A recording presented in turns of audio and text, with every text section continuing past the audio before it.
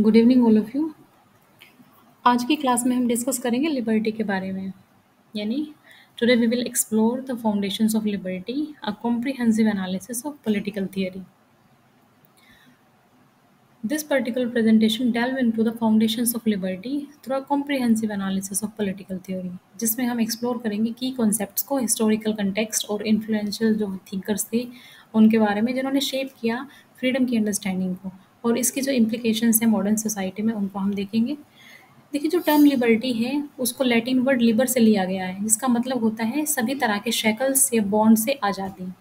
जो liberal writer हैं वो यूज़ करते हैं लिबर्टी की टर्म को, लिबर्टी और फ्रीडम इन टर्म को साइमल्टेनियसली और सिनोनिमसली भी हम बोल सकते हैं। जो ग्रीक और जो रोमन थे उन्होंने डिफरेंशिएट किया the freedom from the slaves and the non citizens prior to the pre modern era. Due to his right to take part in the public affairs and shape its outcomes, a free man enjoyed certain rights and privileges.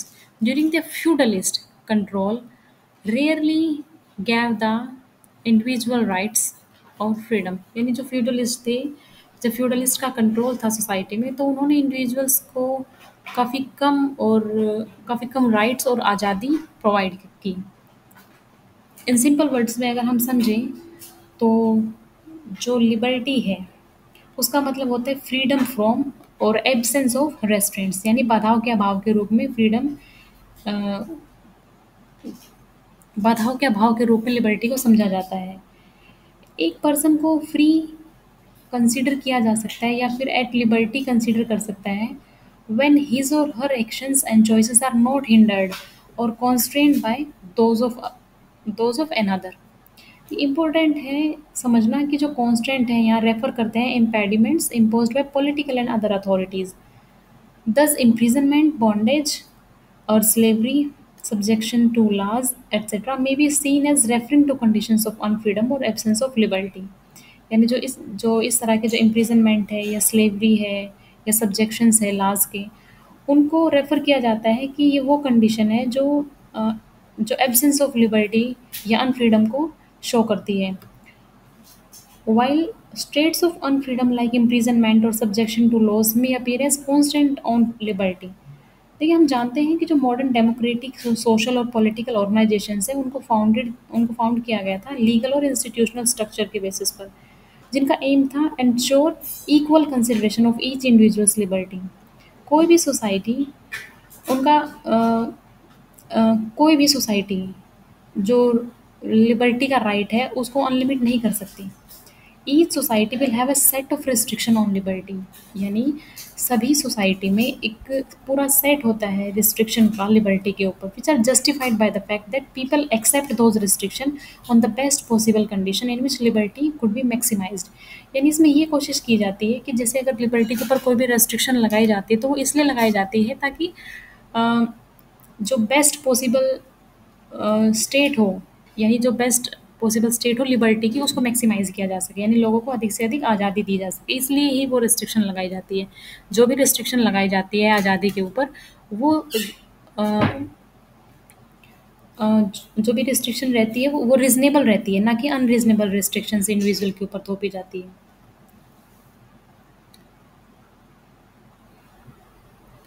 इसके बारे में देखिए कि जो liberty है इसको freedom की तरह देखा जाता है, जो एक्ट करती है according to one's own will, यानी हम अपनी इच्छा के अकॉर्डिंग काम करें बिना किसी ऑपरेशन के। ये जो स्लाइड है वो एग्जामाइन कर रही है various dimensions of liberty including negative and positive liberty and their significance in political discourse. तो जब नेगेटिव लिबर्टी की बात की जाती है तो देखिए, जो नेगेटिव लिबर्टी है इसमें इस बात की ओर संकेत किया जाता है कि यह है व्यक्ति की आज़ादी को सीमित करने वाले हर काम को रिजेक्ट करता है।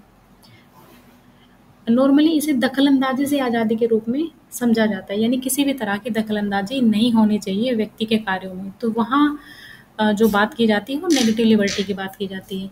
लेकिन अगर बात करें पॉजिटिव लिबर्टी की, तो जो पॉजिटिव लिबर्टी है उसमें ऐसा माना जाता है कि यह देखिए, जो पॉजिटिव लिबर्टी है वो काम करने की आज़ादी है। इसे आज़ादी की एक्सरसाइज कॉन्सेप्ट भी कहा जाता है, यानी कि excise exercise concept of freedom भी कहा जाता है पॉजिटिव लिबर्टी को। पॉजिटिव लिबर्टी का अर्थ ये है कि व्यक्ति इन अवसरों का उपयोग करके और प्रयोग करे और उनका फ़ायदा उठाए। जबकि नेगेटिव लिबर्टी में सिर्फ अवसरों का मौजूद होना ही काफ़ी है। जो नेगेटिव लिबर्टी है वो व्यक्ति को बाहर से किसी तरह का दिशा निर्देश मिलने के विचार को खारिज करती है। दूसरी ओर जो सकारात्मक लिबर्टी है वो इस विचार को एक विकल्प के रूप में एक्सेप्ट करती है कि व्यक्ति को कानून या जो भी इलीट क्लास है उनके द्वारा इंस्ट्रक्शंस मिलने चाहिए।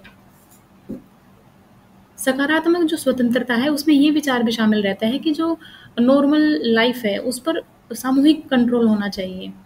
मसलन जैसे पर्यावरण को प्रदूषण मुक्त रखने के लिए एक सामूहिक कोशिश की, यानी कलेक्टिव एफर्ट्स की ज़रूरत होती है और इससे सभी लोगों को बेनिफिट मिलता है।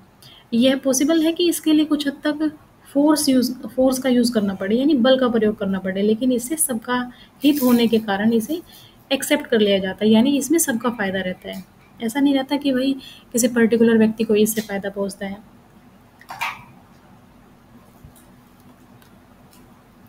फिर उसके बाद देखते हैं कि इसका जो हिस्टोरिकल कंटेक्स्ट है वो क्या था। ये जो मैग्ना कार्टा था और जो एनलाइटनमेंट है वहाँ से निकल कर आया है, that led the ground work for modern concept of freedom.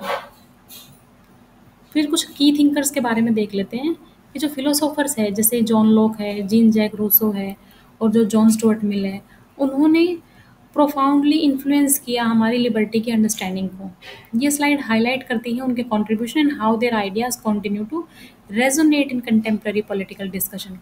देखिए जो जे.एस. मिल थे, जे.एस. मिल ग्रेटेस्ट एक्सपोनेंट थे नेगेटिव लिबर्टी के। He lived at a time when the function of state were increasing manifold. तो मिल ने expansion देखा था with suspicion and a threat to the freedom of individuals. उन्होंने देखा था कि जो स्टेट का जो दायरा है वो काफ़ी बड़ा हुआ था और वो जो ये बड़ा हुआ दायरा था स्टेट का, ये इंडिविजुअल की फ्रीडम के लिए एक थ्रेट था और वो इसको एक सस्पिशियस एक्टिविटी की तरह देखते थे। जो इम्पोर्टेंस है मिल की वो लाई करती है in his refusal to compromise with individuals liberty, यानी वो इंडिविजुअल्स की जो लिबर्टी है उसके साथ कॉम्प्रोमाइज़ नहीं करना चाहते। मिल की जो आज़ादी की कॉन्सेप्ट है वो नेगेटिव है, यानी नेगेटिव कॉन्सेप्ट को ये फेवर करते थे। उन्होंने एक व्यक्ति के विकास की तुलना एक पौधे के विकास से की है। जिस तरह से जो पौधा है, एक प्लांट है, वो नेचुरल तरीके से लिबर्टी के साथ विकास करता है, बिल्कुल फ्रीली, वैसे ही व्यक्तियों को भी अपनी कैपेसिटीज़ को नेचुरल तरीके से विकसित करने का पर्याप्त अवसर मिलना चाहिए।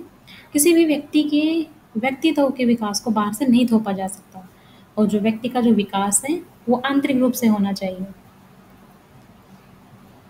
तो ये बात कही थी जे.एस. मिल ने। अब एक बार देखते हैं कि लिबर्टी और जो डेमोक्रेसी है वो किस तरह से एक दूसरे से जुड़ी हुई है, क्या उनका रिलेशन है।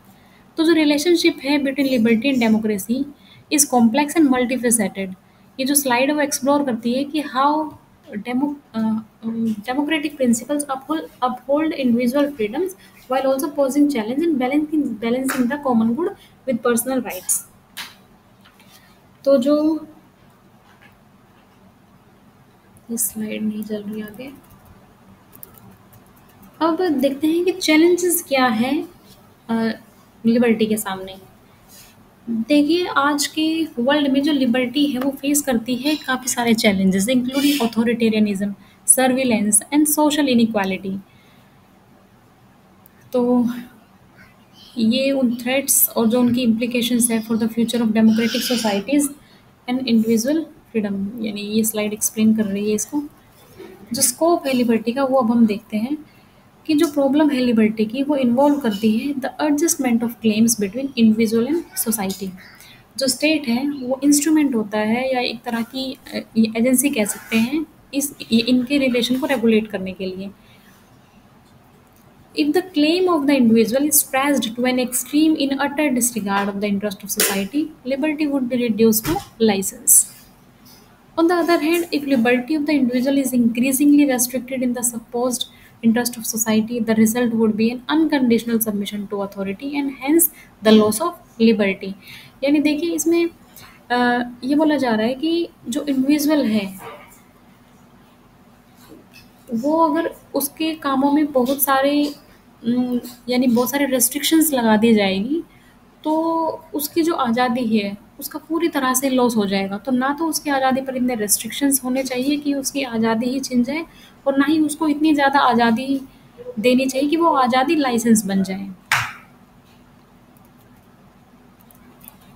यानी कुछ भी करने का लाइसेंस बन जाए। तो ऐसे कुछ भी करने का लाइसेंस तो स्टेट अपने स्टेट सिटीजन्स या इंडिविजुअल्स को नहीं दे सकता। फिर है फ्यूचर ऑफ लिबर्टी की अगर बात करी जाए, तो जो फ्यूचर है लिबर्टी का, उसको शेप किया जाएगा by technological advancement and societal changes and the ongoing quest for a balance between freedom and security. Conclusion में अगर हम कहें, तो जो अंडरस्टैंडिंग है लिबर्टी के फाउंडेशन की, वो काफ़ी क्रूशियल है, नेविगेट और सॉरी वो काफ़ी क्रूशियल है for navigating the complexities of modern political theory. By reflecting on historical context and contemporary challenges, we can work toward a future that honors and protect individuals' freedom. तो एक बार हम भारत में जो स्वतंत्रता की अवधारणा की कॉन्सेप्ट है, उसको देख लेते हैं कि जो भारतीय परंपरा है, उसमें जो लिबर्टी है, उसके भाव को एक्सप्रेस करने वाला जो सबसे नज़दीकी वर्ड है, वो है लिबरेशन। लेकिन इसका जो अर्थ है, वो पूरी तरह से जो जो अदर वर्ल्डली है, उससे संबंधित है। आमतौर पर जो मुक्ति है, उसको पुनर्जन्म के बंधनों से मुक्त मुक्त होने के अर्थ में समझा जाता है। देखिए, जो औपनिवेशिक भारत था, उसमें जो आधुनिक स्वतंत्रता का विचार है, वो 3 अलग-अलग रास्तों से आया। ये 3 रास्ते थे। पहला था औपनिवेशिक कानूनी व्यवस्था, जिसमें व्यक्ति के अधिकार और उनकी आज़ादी की संकल्पना को शामिल किया गया था। दूसरा था संस्थात्मक रूप से पश्चिमी शिक्षा का यहाँ पर प्रचार होना, और पश्चिमी सामाजिक चिंतन का बौद्धिक प्रभाव।